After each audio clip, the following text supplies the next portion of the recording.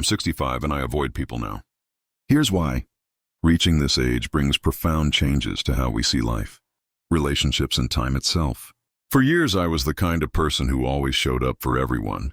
Friends, family, neighbors, you name it. But over time, I realized that not every connection is worth the energy it takes to maintain. At 65, I found that stepping back from certain relationships isn't about bitterness or resentment. It's about protecting my peace, valuing my time, and focusing on what truly matters. In this video, I'll share the life lessons that lead me to this decision. From the way time feels more precious as we age, to how relationships naturally change, and even why solitude has become a source of joy rather than loneliness. If this resonates with you or even challenges your perspective, you're in the right place. Take a moment to like this video and subscribe to the Candle of Wisdom channel. Together, we'll explore how embracing these truths can lead to a simpler, more fulfilling life. Let's get started. One time feels more precious than ever. At 65, one thing becomes crystal clear. Time is no longer infinite. When we were younger, it felt like we had all the time in the world. We'd waste hours on meaningless conversations, relationships that didn't fulfill us, or obligations we took on out of guilt. But now every moment feels like a gift, and it's not something I'm willing to squander anymore. This shift doesn't come from fear. It comes from wisdom. Time isn't just a number on a clock anymore. It's the foundation of how I choose to live my life. Every sunrise feels more vibrant. Every conversation with someone I truly care about feels deeper. Even the quiet moments like sipping my coffee or walking in the park hold a significance I never noticed before. I've learned that not everything and everyone deserves a slice of my time. This isn't selfish, it's practical. As we grow older, it's essential to step back and ask, is this worth my energy? Does it bring me joy? Does it align with my values? If the answer is no, I let it go. Because the truth is, time spent on things that don't matter is time stolen from the things that do. One way I've embraced this perspective is by simplifying my relationships. I no longer say yes to every invitation or engage in shallow conversations just to be polite. Instead, I seek out connections that feel real, where I can be myself, and where the other person values my time as much as I do. A meaningful conversation over tea beats a crowded gathering, where I feel invisible every single time. This isn't about isolating myself. It's about honoring my life. I've started to see time as a trusted companion. It reminds me to slow down and savor the moments I once rushed through. It tells me to choose wisely, because every choice has weight, and it reassures me that it's okay to let go of what no longer serves me. If you're finding yourself with similar thoughts, I want you to know you're not alone. There's no rule book for how to spend your time in this stage of life. But here's what I've discovered. Focus on what matters. Time isn't about how much you have left. It's about what you do with it. Protect it fiercely, fill it with purpose, peace, and people who truly uplift you. Because once you start treating time as the treasure it is, your entire life shifts into something more meaningful. 2 relationships change, and so do we. As the years pass, relationships evolve, and so do we at 65. I've come to accept a hard truth. Not every relationship is meant to last a lifetime, and that's okay. It's not a sign of failure. It's just life moving forward. When I was younger, I believed relationships required constant effort to maintain. I remembered every birthday, attended every gathering, and reached out even when I felt drained. I thought being there for everyone made me a good friend, neighbor, or family member. But over time, I realized something. Not all relationships are equal. Some nurture you while others deplete you. This shift didn't happen overnight. It came through years of experience, some wonderful, some painful. I've been hurt by people I trusted, disappointed by those I relied on, and even distanced from family members whose paths simply grew apart from mine. For a long time, I took these losses personally. I wondered, what did I do wrong? Could I have tried harder? But now I see things differently. People change, I've changed. And sometimes the kindest thing you can do is let go. One of the most liberating lessons I've learned is to focus on relationships that feel mutual. A healthy relationship isn't one where you give endlessly without receiving in return. It's about balance. Does this person support you as much as you support them? Do they listen as much as they speak? Do they bring light into your life or take it away? As I've grown older, my circle of connections has naturally grown smaller. But what's left is richer, more meaningful. The friends and family who remain in my life now are the ones who truly matter, the ones who understand me, accept me, and bring joy into my days. I no longer waste energy trying to hold on to connections that don't align with who I am today. This doesn't mean there aren't moments of nostalgia. Sometimes I think about friends I've lost touch with, or family members whose lives have taken different directions. But instead of regret, I feel gratitude. Those relationships shaped me, taught me lessons, and gave me memories I'll always cherish. They were part of my journey, even if they aren't part of my present. So here's my advice: don't hold on out of guilt or obligation. Relationships, like life, are meant to evolve. Focus on the ones that bring you peace and let go of those that don't. By doing so, you'll find yourself surrounded by love, authenticity, and the kind of connections that truly make life worth living. The trust becomes more complex. Trust is one of the most fragile yet vital aspects of any relationship. At 65, I've realized that trust isn't something to give lightly anymore. It's a precious bond, and when it's broken, it leaves scars that take time, sometimes a lifetime, to heal. In my younger years, I trusted easily. I believed in the goodness of people and their intentions. I gave my heart, my time, and my loyalty freely. And while this openness led to many beautiful relationships, it also brought its fair share of heartbreak. Over the years, I've been let down by people I never thought would hurt me. A friend who valued what I could do for them more than who I was. A family member whose choices created distance between us. And even a colleague who prioritized their gain over our shared vision. These experiences changed how I approach trust. They didn't make me bitter, but they did make me careful. Now, when someone new enters my life, my first thought isn't how can I connect with this person, but rather, what are their motives? It's not an easy way to live, but it's necessary. And yet I've come to understand that trust isn't just about others. It's about trusting yourself too. Learning to trust my instincts has been one of the most important lessons of my life. If something doesn't feel right, I no longer dismiss it as paranoia or overthinking. I've walked away from relationships that felt toxic, no matter how long they'd been part of my life. I've learned that protecting my peace is worth the difficult decision to let go. That said, trust is still possible. It's just different now. There are moments when people surprise me in the best way. A kind stranger who goes out of their way to help. A neighbor who checks in during bad weather. These small, genuine gestures remind me that trust, while delicate, is not impossible to rebuild. The key is balance. It's about setting boundaries, not walls, and giving trust gradually to those who earn it over time.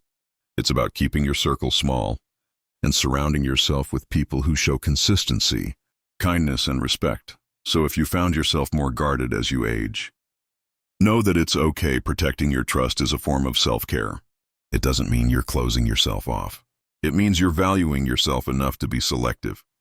And in this stage of life, that's exactly how it should be. But the world has changed. At 65, it's impossible not to notice how much the world has transformed.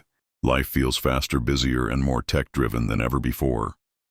Yet for all the progress and convenience, something valuable seems to have been left behind: a sense of warmth, simplicity, and connection. I grew up in a time when relationships felt genuine. Neighbors weren't just people who lived nearby. They were friends we'd visit each other without needing an invitation, sharing coffee stories and laughter.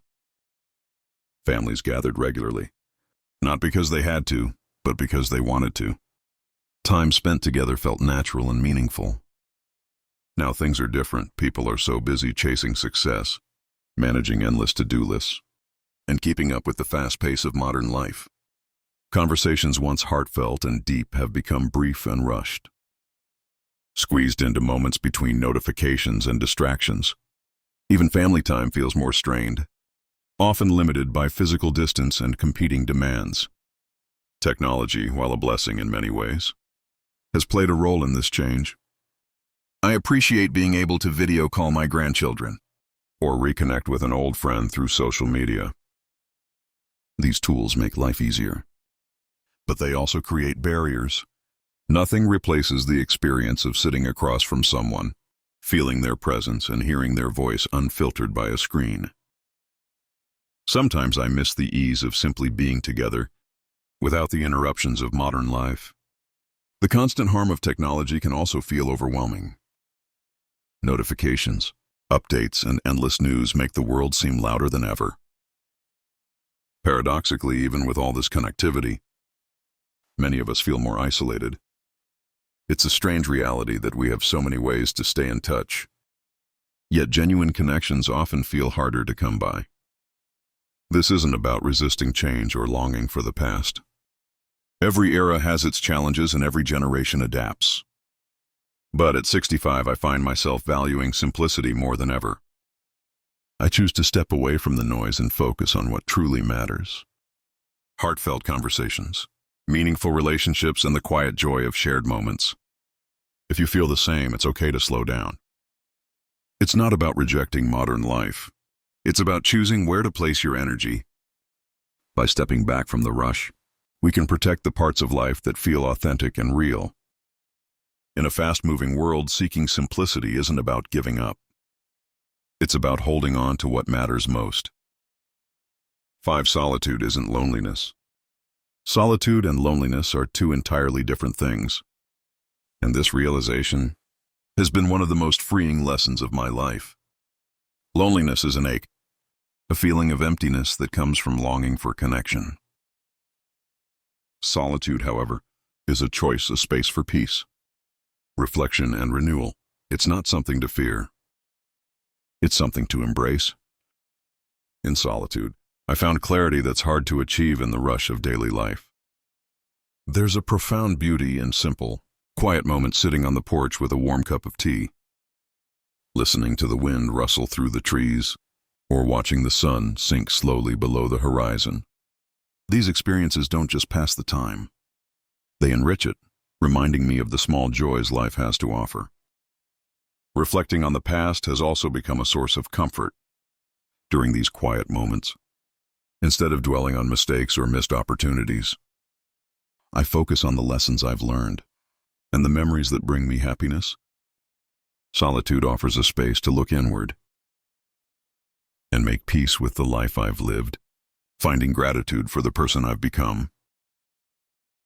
That's not to say I've withdrawn from people. On the contrary, solitude has helped me appreciate my relationships even more. It's allowed me to focus on meaningful connections, instead of maintaining relationships out of obligation or habit.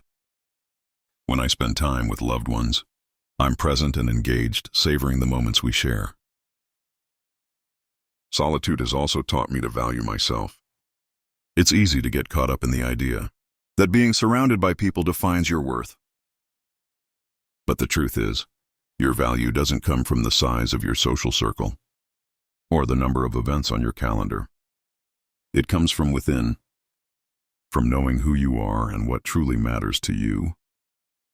If you've ever feared being alone, I encourage you to rethink that perspective. Solitude isn't a punishment. It's a gift.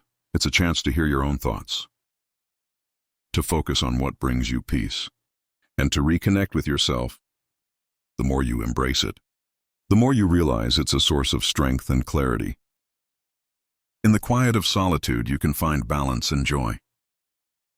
You can let go of distractions and pressures, focusing instead on the life you want to live. It's not about isolation, it's about intention.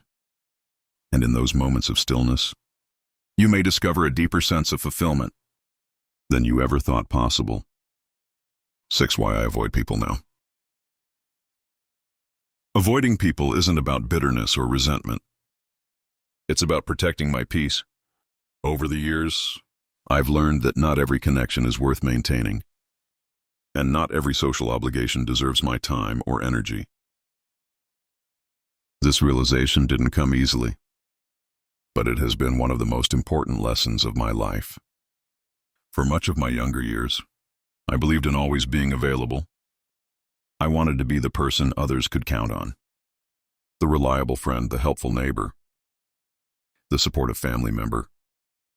And while that brought me joy for a time, it also left me drained. I gave too much of myself to relationships that weren't mutual and situations that didn't align with my values. Life has a way of teaching us where to draw the line, even if it takes decades. I've experienced moments where my kindness was taken for granted, or my time was treated as if it had no value. I ignored red flags thinking loyalty meant staying, even when it chipped away at my happiness. But now I see things differently. I understand that avoiding certain people isn't selfish. It's self-preservation. There's peace in stepping away from toxic relationships and letting go of obligations that no longer serve me. I've traded the noise of constant social interactions for the quiet joy of meaningful solitude. Instead of stretching myself in trying to please everyone, I focus on a smaller, deeper circle of relationships, connections that bring light and fulfillment to my life. This doesn't mean I've shut myself off completely. The people who remain in my life are there because they genuinely care, not because they expect something from me. These relationships are rooted in mutual respect and understanding, and they feel effortless in the best way possible. There's no drama, no competition, just genuine connection. I also avoid people who bring negativity into my life. Those who thrive on drama, constantly complain, or never ask how I'm doing. They no longer have space in my world. I've learned to prioritize my own well-being, even if that means saying no more often, or choosing solitude over company. Avoiding people doesn't mean giving up on humanity. It means valuing myself enough to protect my peace. It's about choosing relationships that uplift, not drain, and seeking moments that truly matter. Life is too short to waste on what doesn't bring joy. And in making this choice, I found a sense of freedom and happiness I didn't know was possible. 7. Is this a shared experience? Have you ever found yourself wondering, am I the only one who feels this way? As I've grown older, I've asked myself that question many times, especially as I've become more selective about the people I let into my life. But the more I talk to others around my age, the more I realize this isn't just my story. It's a shared experience. Life has a way of teaching us hard, but valuable lessons about relationships, priorities, and self-worth. For decades, I tried to meet everyone's expectations.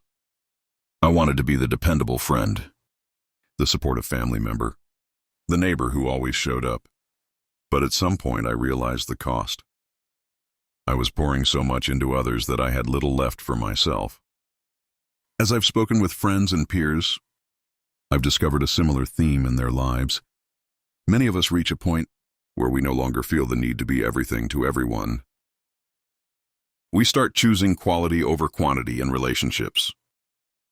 The superficial connections that might have seemed important in our younger years lose their appeal. What we crave now are meaningful conversations, shared laughter, and relationships that feel genuine. This shift isn't easy.